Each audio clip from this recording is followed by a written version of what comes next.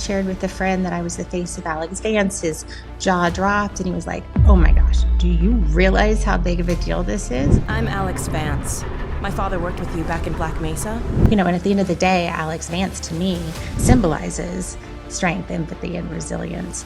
Could you share a bit about what emotional intelligence is and what is its mission? What becomes possible when you're more aware of how your emotions impact the way that you respond to life? If one day a gamer becomes a president, and that's going to be the day where a lot of it is going to change. I think it's an evolution or a revolution within the industry to say.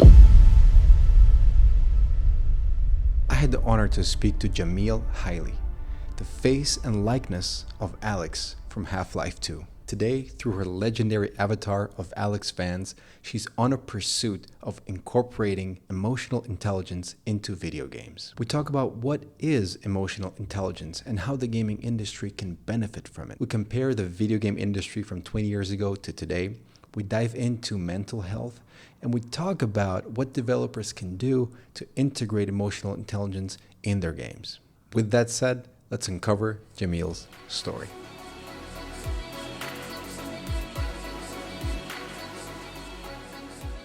I'm so excited and I'm so honored that you reached out and that Thank we're you. going to have this conversation. Thank you so much. I'm also So let's very get honored. going. Yeah. Yeah, absolutely. I'm also very honored. I'm actually very excited also to speak to you. So my first kind of question would be, you're the face of one of the most famous characters in video games, Alyx Vance from Half-Life 2. A game that won 39 Game of the Year awards, sold over 12 million units worldwide, a game that sits on third place of the highest rated PC game of all time, which is absolutely crazy.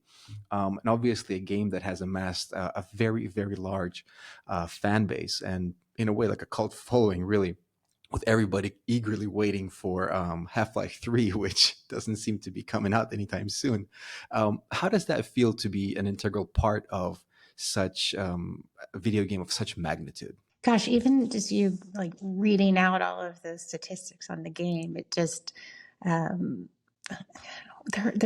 hard to put that into words, what all of that means.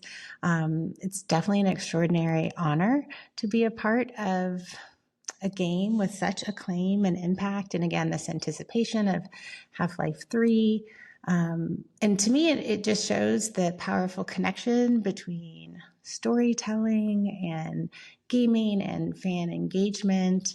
And yeah, I mean, I'm floored by it. It's an absolute honor. And, where I am today, it feels like it was divine intervention. It was meant to be. I had no idea. And I don't even think the developers of Half-Life knew where we would be today, 25 plus years later. And that intersection of the work I do today around emotional intelligence and who this character, Alyx Vance, is quite extraordinary. And it's pretty amazing. Yeah, I have to admit it. I'm really, really happy that you are starting to sort of, let's say, come out into the world and showcase yourself as Alyx, and that you actually taken her persona and are proud of that.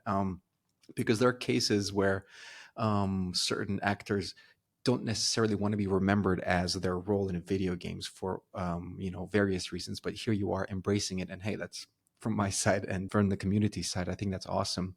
Could you please share the story of how you managed to get the part of Alyx Vance? The journey to become Alyx Vance and the way it's aligned with my professional aspirations today is, as I said earlier, nothing short of serendipity. And it was about being in the right place at the right time and meeting the people at Valve. They were looking to create a character that was multiracial.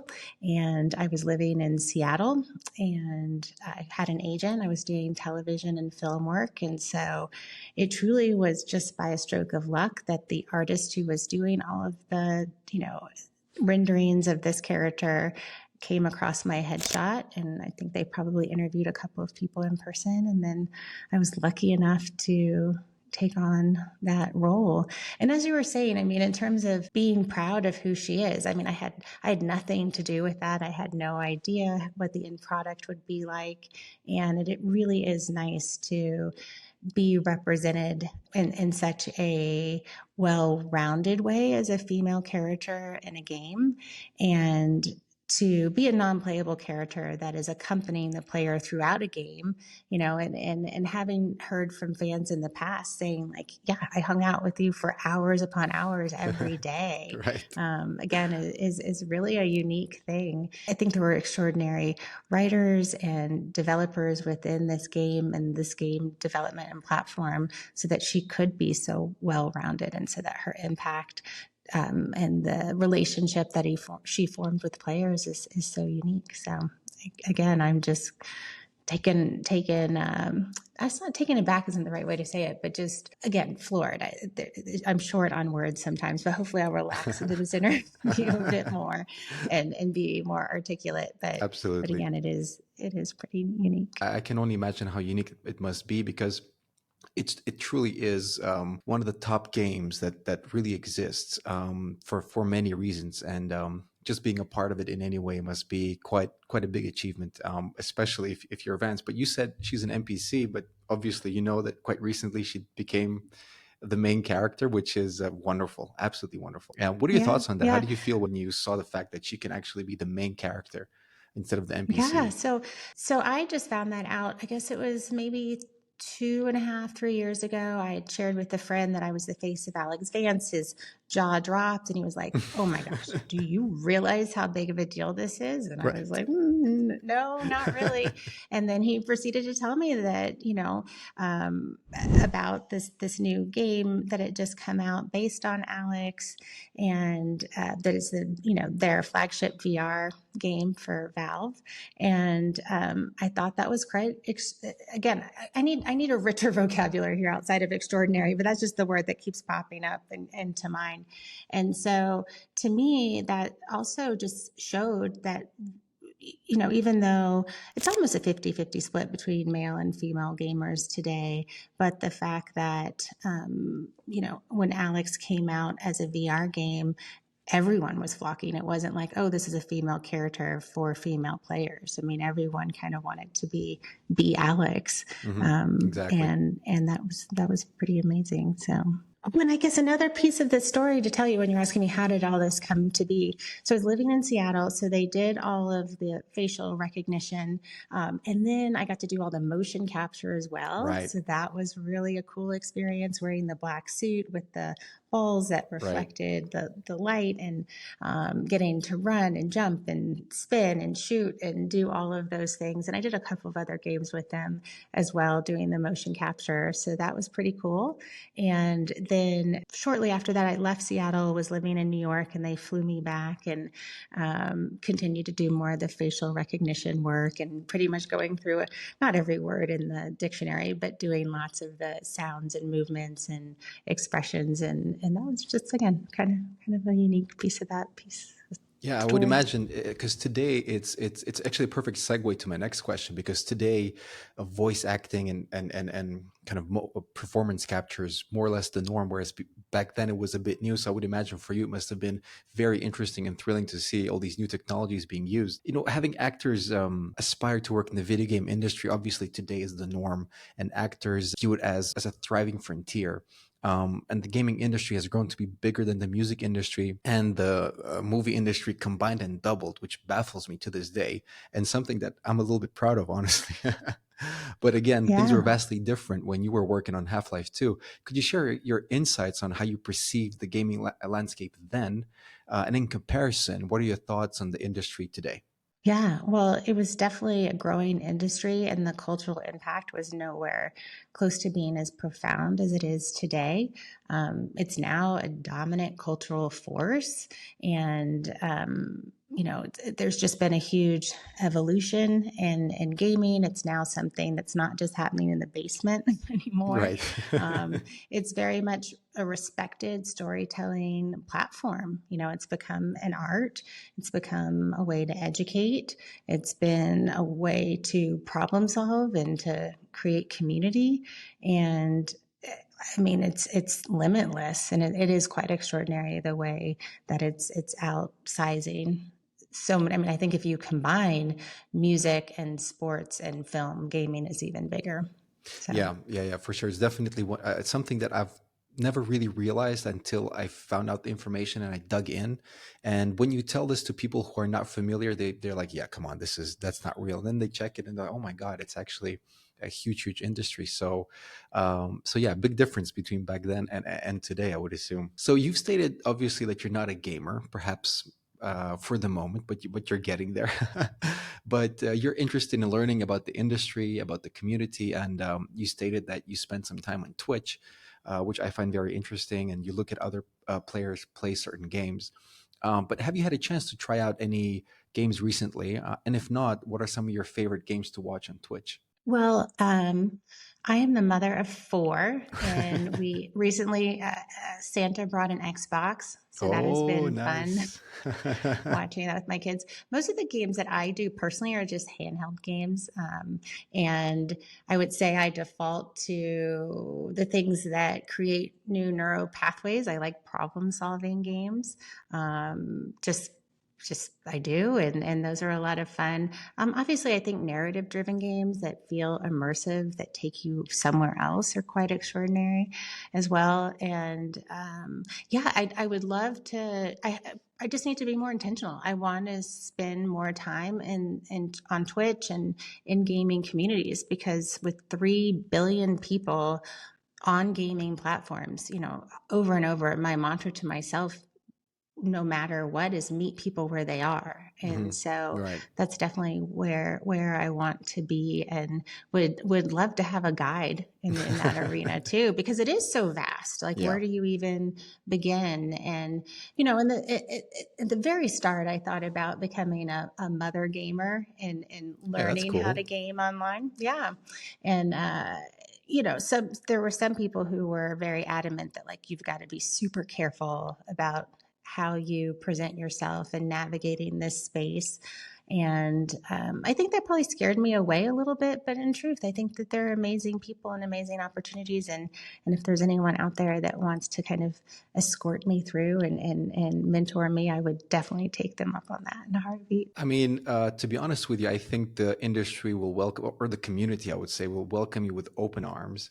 I Oh, would thank say you. don't be too scared. If it's something that you want to do, definitely do it. And if you need a helping hand, I'm here. You can contact me anytime. I'll Yay. do my Yeah, best yeah. to Yeah, guide you we and should help we you. should make some Twitch dates. For We'll sure. meet instead of a coffee date. We'll have a Twitch date, and For yeah. sure. Not if you're asking me, I'm absolutely down to help you kind of take your step into the community. And after me, I'm sure there's going to be a lot more people that will help you out in the comments and whatnot. So you're more than welcome in the community for 100%. Just to put you on the spot, do you know what games your children are playing on the Xbox? Oh gosh, yes. Okay, but I did not have enough coffee this morning. It's Um, okay.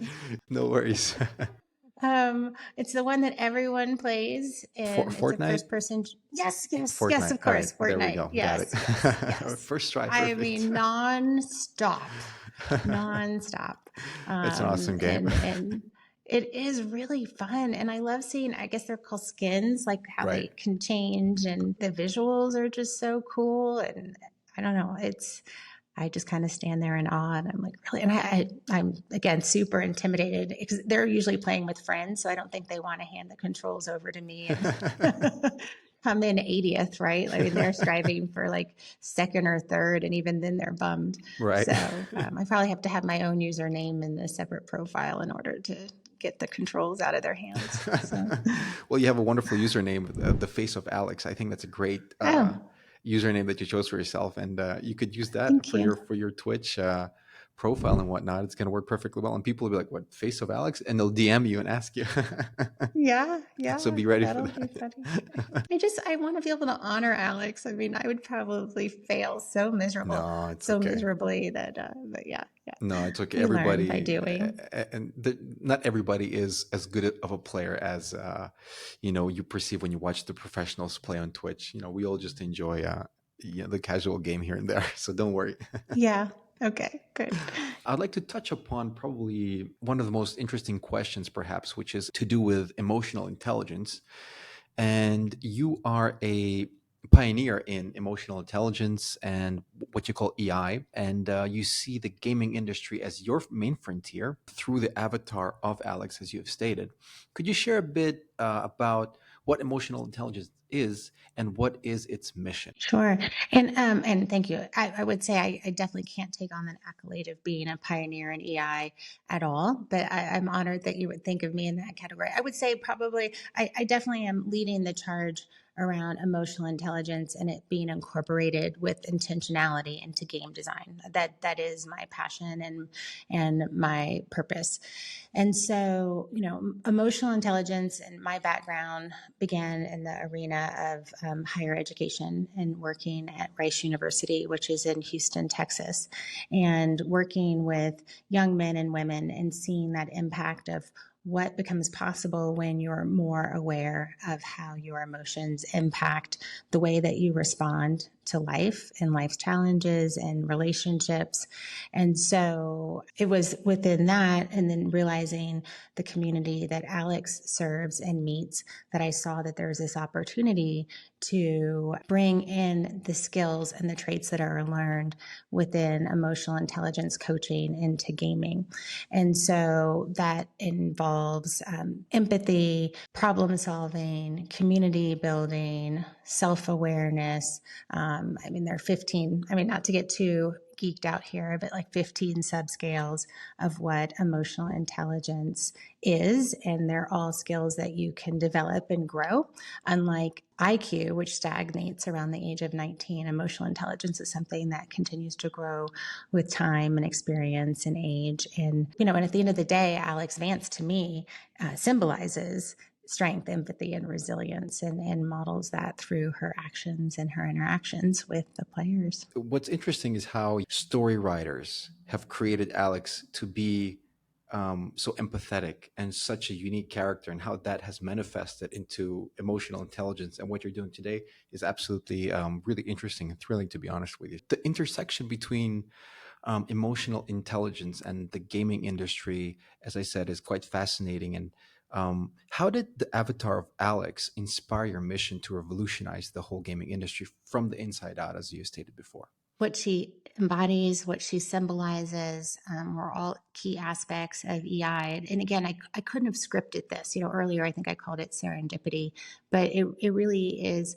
that alignment and who she is. It did and does inspire my mission to infuse these qualities into gaming and to promote a more meaningful and impactful experience for the gamer. I consider myself a gamer advocate, and I think that this time, these, what is it, something like 10,000 hours spent gaming before someone is 20 years old.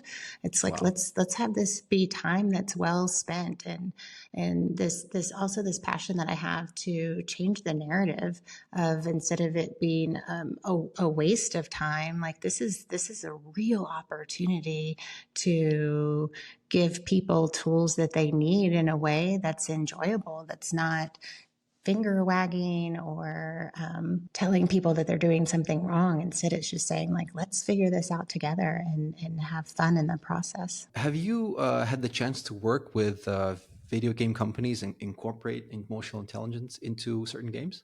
Yeah, so I'm really excited to share with you that recently I've been asked to begin consulting on games that have been developed and are in development stages at the moment. The one that I will actually be on the phone later this week is called Destiny's Sword, and it was a game based on empathy. Nice. And their tagline is, "You've been the hero, and it's now time to become the leader." And you advance in this game by exemplifying empathy, and it reflects the choices that you make and the impact that they have on the other characters within the game. And it's a really unique and powerful engine as well. And again, I don't know a ton about it, and I'm excited to spend a couple hours on that game. And there are so many games. I actually just started, I should have printed it out before I got on the call with you, but I'm starting to create a library of games that exemplify emotional intelligence and empathy, because they are out there.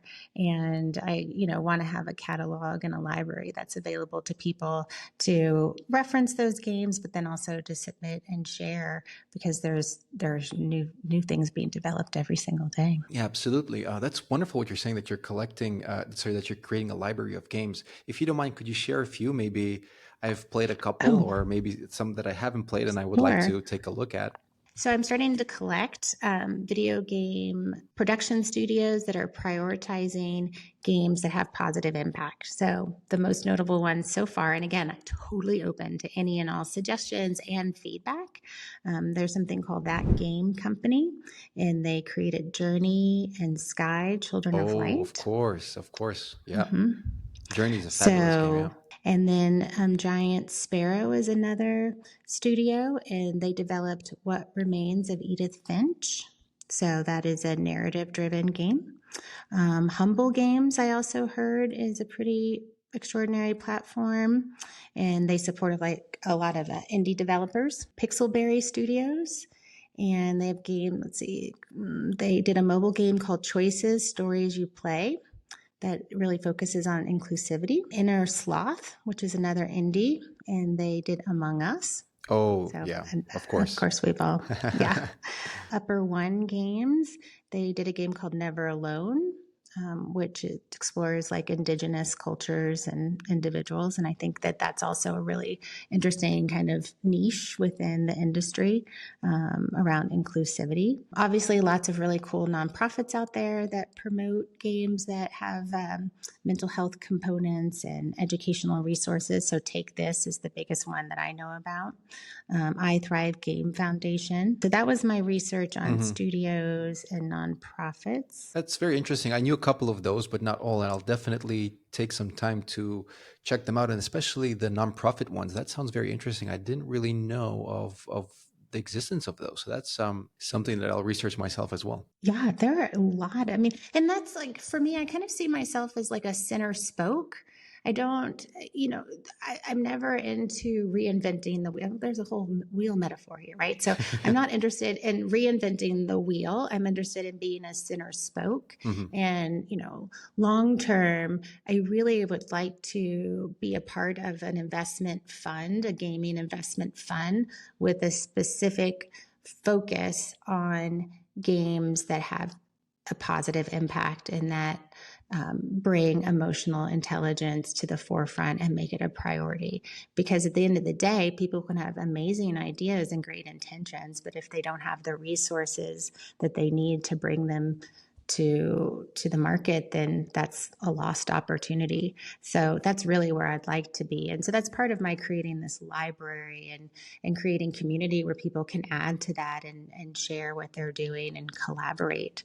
And that's really where I want to be. In addition to what I do as a one-on-one coach and consulting and ultimately hoping to work with studios, I really want to bring these games to market. If you ever do create this the space where we could all input our ideas, I would really love to know. I'd love to contribute.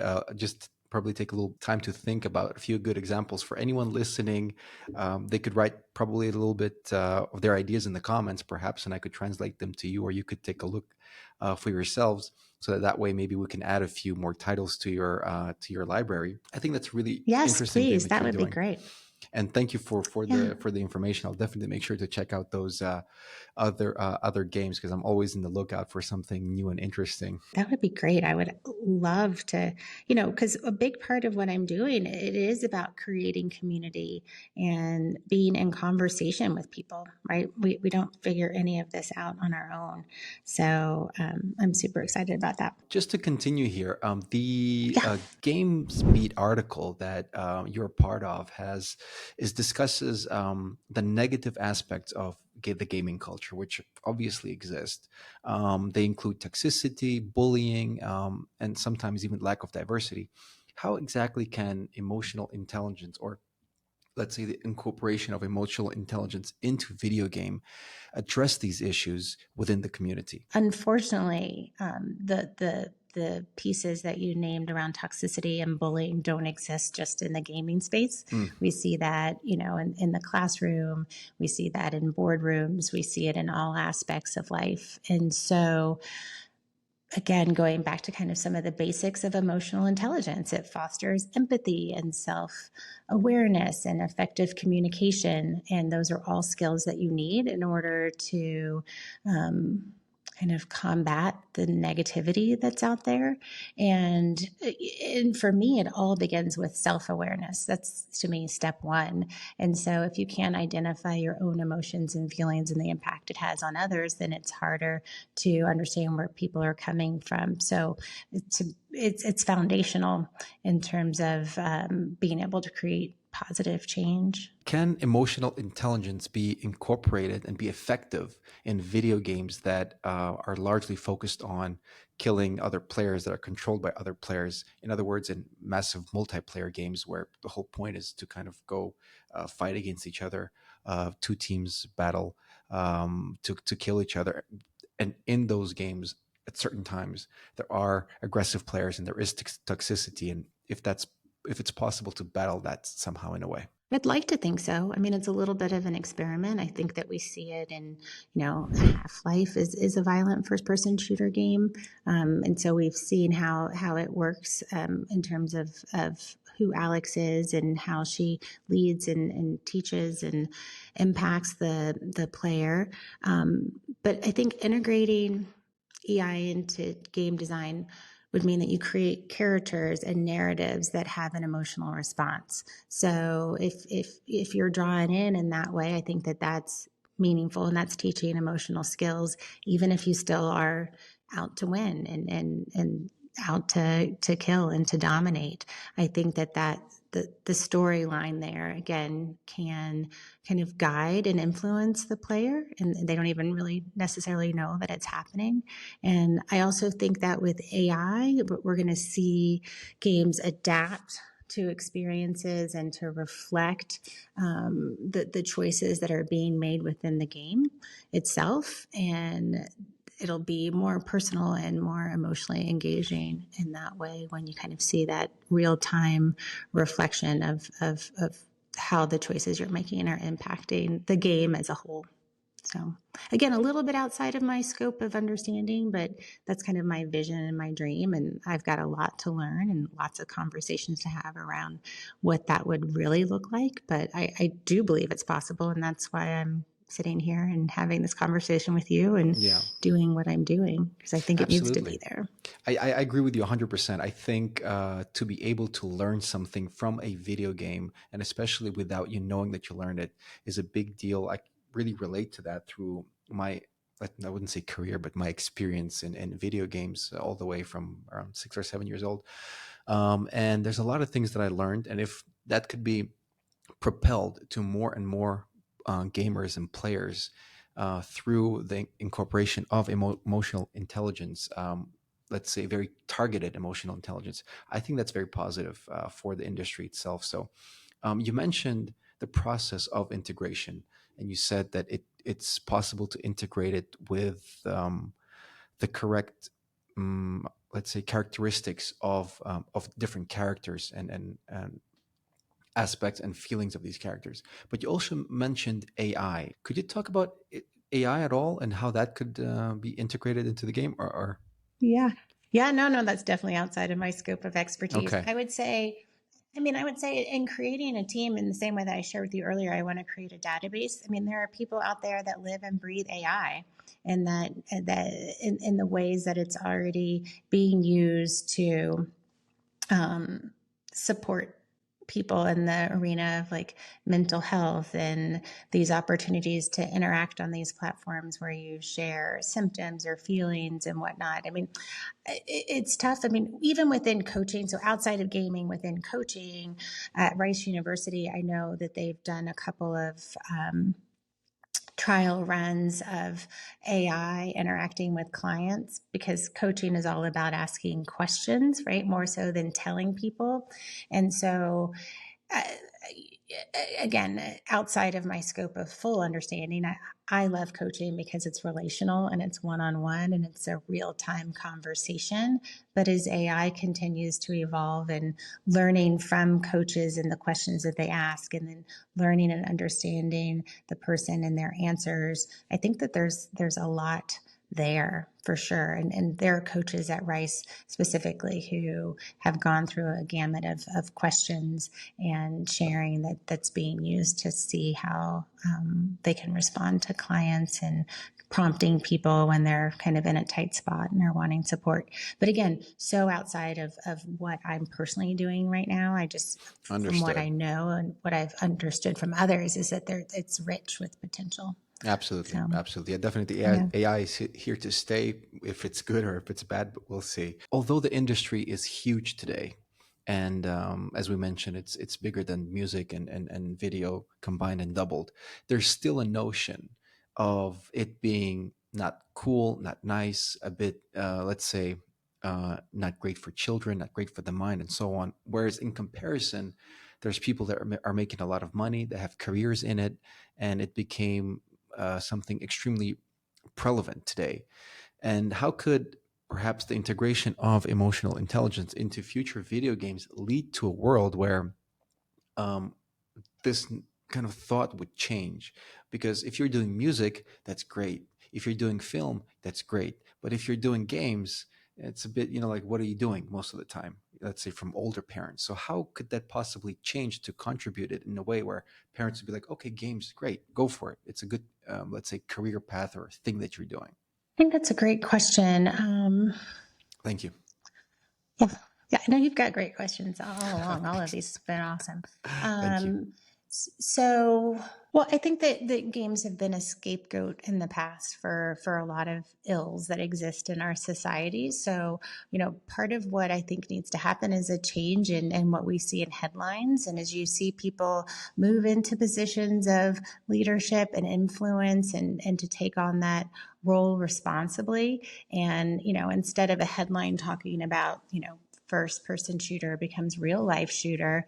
It's, gaming champion becomes leader of small town in Kansas, and then moves Oh, that's on to interesting. positions of influence within government or within business. And, so as gamers talk about the impact that gaming has had on them, right? So the ability to problem solve and multitask and to, just be in community on these platforms, I think that all those skills can translate into the real world. And that's part of the bridge that I also want to connect, because I think a lot of gamers feel different within the in real life versus how they feel when they are gaming. But I truly believe that those skills that they have and how they show up with confidence and all of these amazing attributes, like they just need to learn how to incorporate those into their lives. And so the more people that do that and speak to that, I think that we'll see the narrative change. And yeah, I think that it's just ripe for potential, and we're right on the cusp of that happening.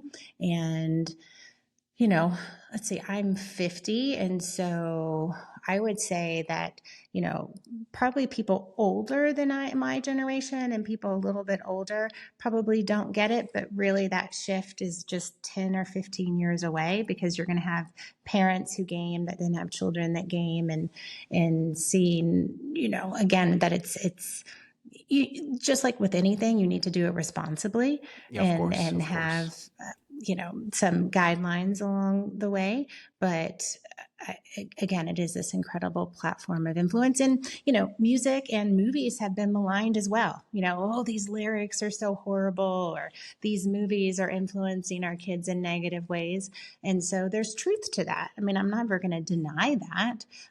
But as consumers, we also have choice, and the industry is going to give the consumer what they want. And so if we start asking for games that grow us personally, professionally, spiritually, relationally, then I think we'll see more of those being made. That's actually a very great thought. And I just caught myself thinking that if one day there's a future where a gamer becomes a president, and that's going to be the day where perhaps a lot of it is going to change. And it could be very possible. It could be very possible. Not today, maybe, but sometime in the future. That could I be. mean, there's a chance that there's a chance that we've had world leaders and presidents that do game, but they're just not talking about it, right? And if Right. you think about, within our military programs, I've heard rumor that, a lot of times gamers are recruited because they have those hand-eye coordination and that problem solving and those reflexes and things like that. So, I mean, it's already happening. I guess maybe it's just not being spoken Right. of that readily. Yeah. Right. Also, So, I heard as well that there's certain simulations or tests being run within games to see certain scenarios being played out and whatnot. So, just to add to your point, that yes, you're right. The gaming is actually being used in the military quite a bit, which is actually interesting and a whole topic for another conversation. I think definitely. yeah. But that Yeah. was a very, very interesting answer. Thank you for that. What initiatives or changes would you personally like to see within the industry to create a more supportive and a more inclusive environment for mental health? I don't necessarily know that it's changes. It's just more of, if you will, so there's this FDA approved game for ADHD, and it monitors how the patient, which is a child, is responding to stimulus. So it's watching their heart rate and their breath and teaching them to then calm down and to breathe and to kind of hone themselves back in. So I think that that's fascinating. So my whole point in answering your question about, what initiatives do I want to see? I want to see more funding for games that have the opportunity to create new neural pathways, to teach, to educate, to monitor, to help people learn how to regulate their own reactions to things. It's, again, I don't want to become a gatekeeper in any way or label things as good or bad. I mean, again, it's everything in its right place and dose, if you will. But I do want to bring out and support games and initiatives that have a positive impact.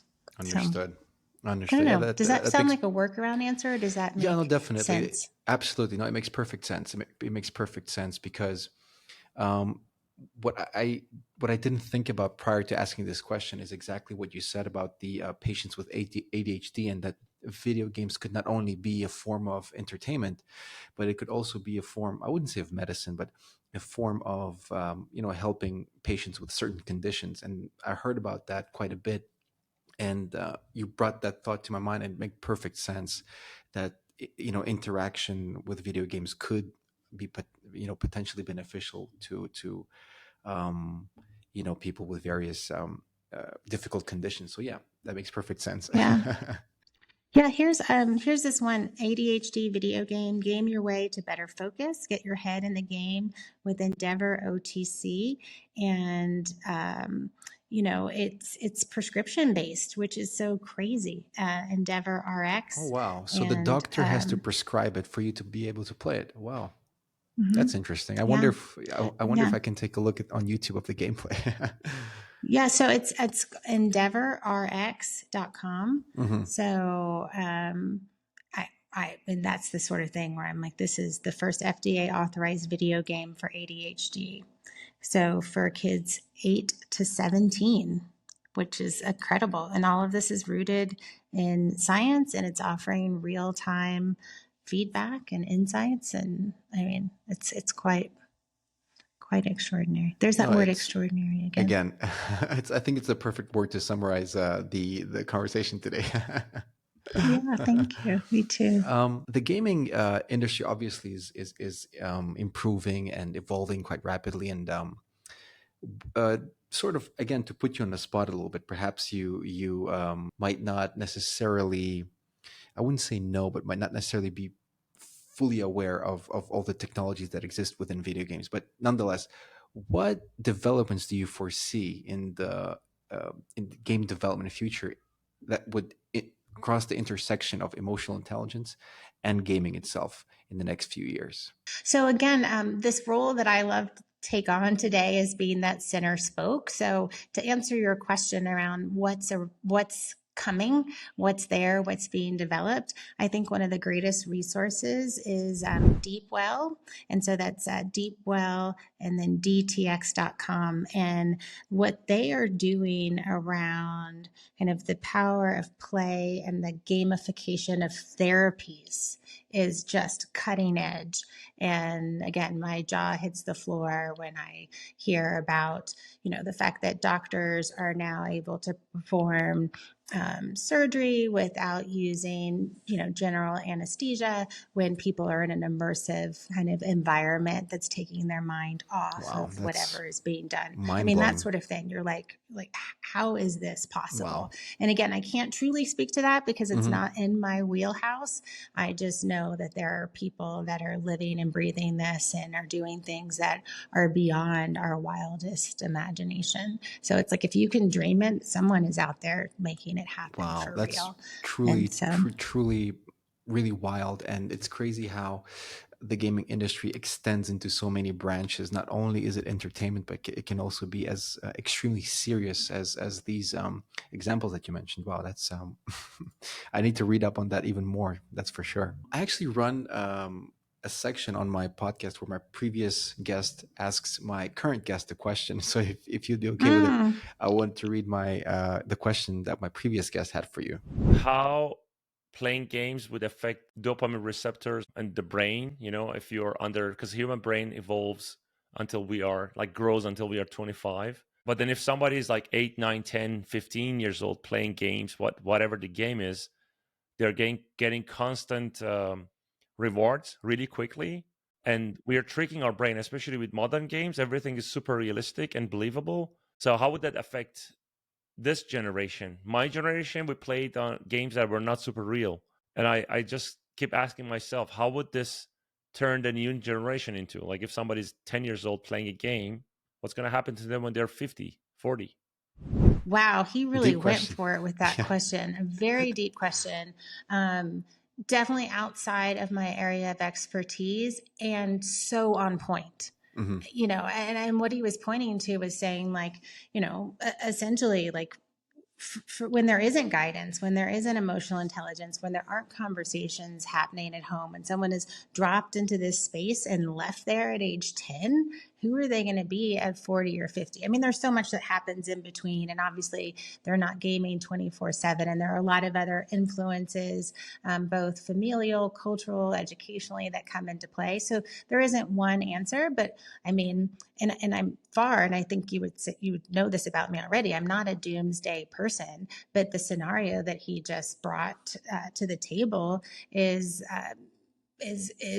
has really negative implications. So, and those scenarios do exist out there.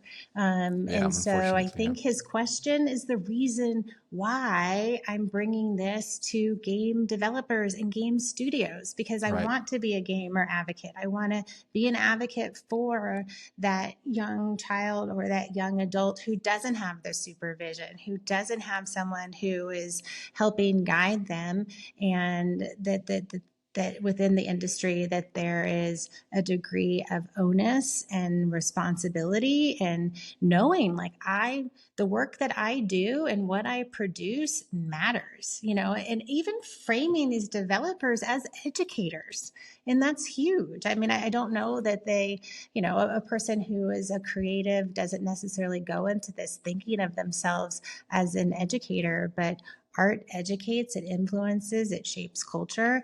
And so I think that, just having those conversations at the table with all of the different people who play a part in bringing something to market. And even if there are not lots of voices for that, even if just one or two people are intentionally thinking about that person that he just described, Right. and wanting to have a positive end result, I think is what's going to need to happen. Right. So. Right. That was a spot on answer. No, I really think it's an extraordinary question. And who knows, I mean, maybe I will end up going back to school, but if kind of having a background in, neuroscience and neuroplasticity, again, those are the people that I want on my team, who have done that deep dive and have actually real answers for, well, this is what we know happens with these dopamine receptors. And, all of that is real and true. And there's science behind it.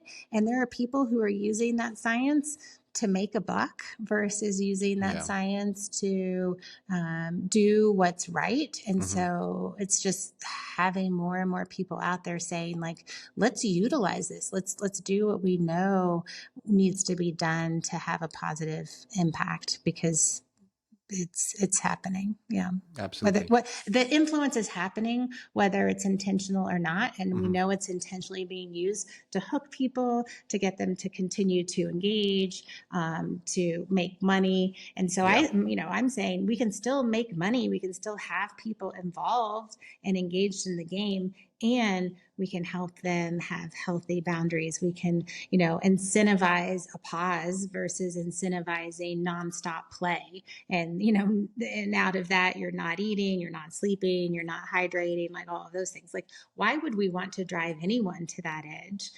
So if we know we can do that, we also know where that pause is and that stop gate of saying, like, self-care is important, and we actually want longevity for that player and their wellness and well-being. And so again, it's just a whole shift that needs to happen. I think it's an evolution, if you will, or a revolution even within the industry, to say, we are shaping culture, and let's do that responsibly. Absolutely. I just want to say, I think you're the best mom to have for a teenager that likes to play video games. That's for sure. With an attitude like that, it'll be an enjoyable time learning how to play games correctly, having a pause, and learning how to navigate the various emotional aspects of video games in a way that would lead to you enjoying playing it and not get punished. So that's thumbs up for that. Yeah. There was one funny thing, and I wish I could cite who it was.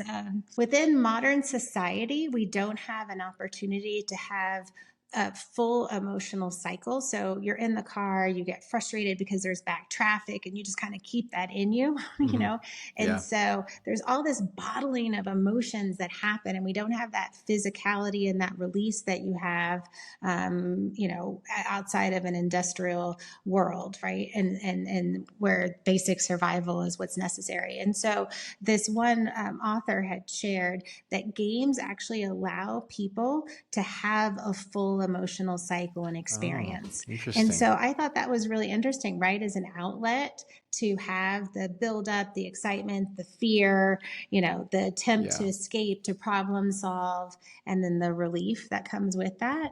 And so again, you could call it escapism, but you could also call it some self-care, right? So if you've had that hard and frustrating day, and you can come and play a game and get loud and get involved and get excited, that actually can be a positive end result for having that full emotional cycle through.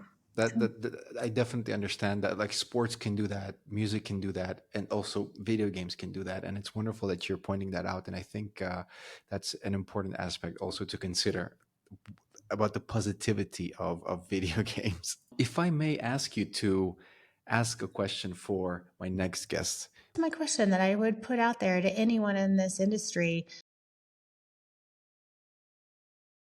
So some questions that I just kind of want to throw out to people in the industry in general is, I like to ask questions like, what would become possible? So, what would become possible if you had greater emotional self-awareness? What would become possible within your work? How would your work shift and change? So that's one, like if talking about like personal growth and development and how that would then show up in their work. Another question that comes to mind is,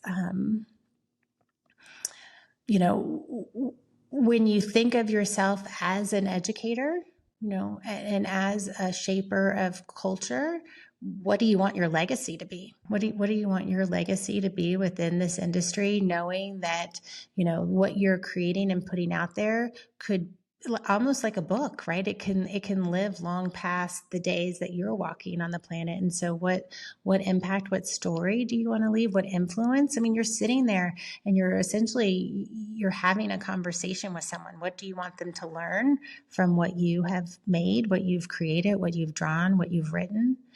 So as we wrap up our conversation, first of all, thank you so much for all your time.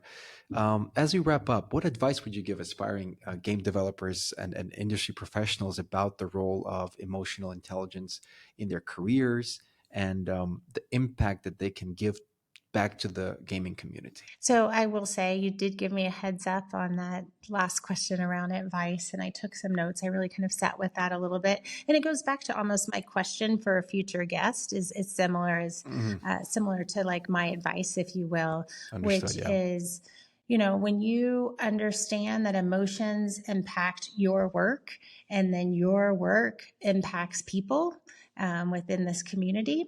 And knowing, again, I'm just kind of reiterating this, that your games shape emotion and people's narratives in powerful ways, and how they see themselves and their potential and how they show up in the world. That, you are a teacher and you are an educator, and to use this like opportunity responsibly, and to recognize the power in what you do.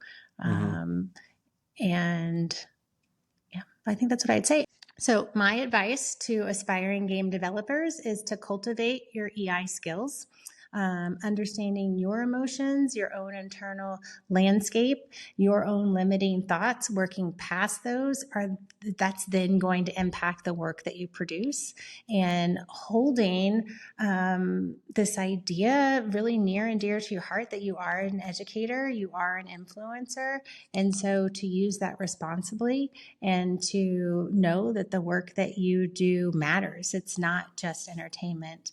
It is, again, education. It is influence, and it is this gift that you have as an artist to be in front of people and to become a part of their lives. And so to walk with pride and to do your absolute best personal work, so that you show up and create things that are incredible and transformational in other people's lives. Oh, that's fascinating. Fascinating. Devs, if you're listening, listen up to this advice. It's good good advice right there.